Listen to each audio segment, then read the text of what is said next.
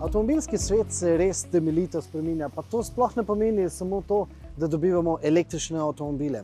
Spreminja se tudi v tej smeri, da nas vse bolj zanimajo tudi rabljeni avtomobili in pa predvsem starejši avtomobili. Vse bolj nas zanima imeti avtomobil dalj časa in ga dalj časa uporabljati. Seveda to pa zraven pomeni tudi, da je treba te starejše avtomobile tudi servisirati.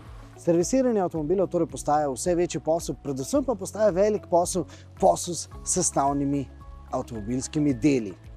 In danes imamo zgodbo, ko rast tega posla postavimo v številke.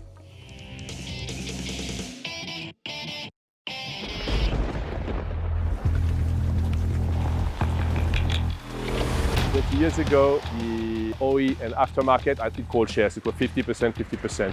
Now, or within the next few years, it's going to be 30% only OE and 70% independent aftermarket. Kaj, ko bi to povedali brez kratic? No, to pomeni, da bodo pooblaščeni servisi avtomobilskih znamk v nekaj letih v Evropi izgubili 20% posla. Okrepile pa se bodo servisne delavnice, ki vzdržujejo avtomobile vseh znamk.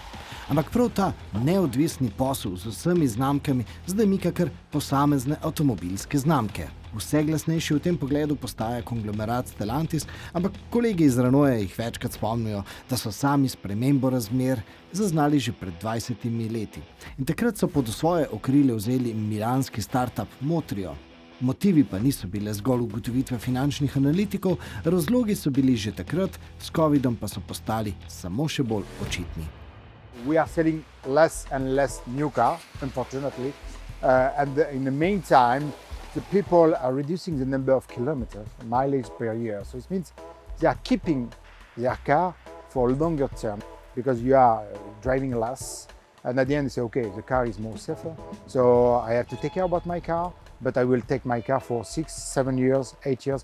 And it was not the case in the past. Ampak eno so servisne storitve pri teh Motrio cilja še zlasti na vozila stara okoli 10 let, vse večji posel pa Renault vidi v prodaji rezervnih delov, ki jih seveda prodajo pod svojo trgovsko blagovno znamko Motrio. Bežen vpogled v ponudbo smo dobili na Amazonsovem poligonu na Vranskem, lokacijo pa so seveda izbrali zaradi novosti v ponudbi, zaradi gum.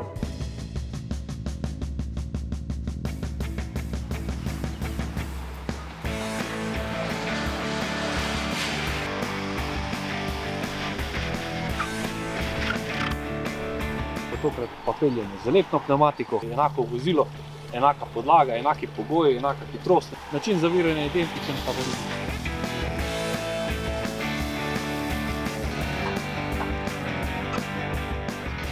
razlika v dolžini približno 2,5 avtomobila v zavorni poti. Prej smo imeli 34, zdaj imamo pa dobrih 44 metrov. Tako da izbira pnevmatike v posebnih zasneženih pogojih bo definitivno zelo vplivala na opremo. We don't want to compete with premium tires because that's another category of product, but we have tested our products with an independent partner to Sud, both in south of France and in Sweden, and we had very, very good results, even outstanding results on the all season on snow. Can you compare the price of these tires versus the premium tires? Well, we are looking at a competitiveness gap in our favor of 5 to 10% versus the main players in each country. That means that this is not a budget tire. It is not a budget tire, it's not a budget price, but it's really a good product for the best price that you could find.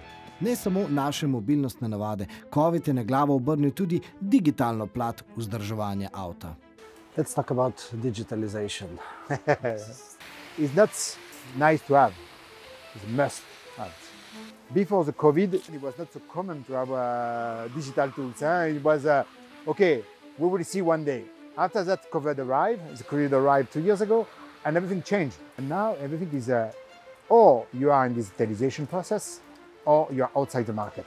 We are making huge investments in the digital part with online booking platforms, and for the B2B side with the marketplace Partacus to sell all makes brands and to be able to provide 100% of the workshop needs. Motrio online database, this is something that the workshops must pay a lot of money to use it. In these databases to access to the part identification, you don't have to pay. But what will be to be paid for is the repair and maintenance information. So if you want to have the maintenance scheme, the electric scheme, and the troubleshooting and repair informations, this is expensive data. So we've invested a lot, and we will try to package that in the best way for our workshop, for our customers. You have mentioned in the presentation that Slovenia is very advanced in this digital world. Can you be more specific? Slovenia was the best practice for two things. So interesting is the first one was the B2B, because at the motor vehicle corporate level we were not able to provide something to them, so they decide to develop something alone, and when we arrive we say okay, we have to cut. No, this is good. So let's think about that you have today, and we will develop something for you more advanced. But let's keep that you have because we are more advanced than some country. And the second one is also the box for the part.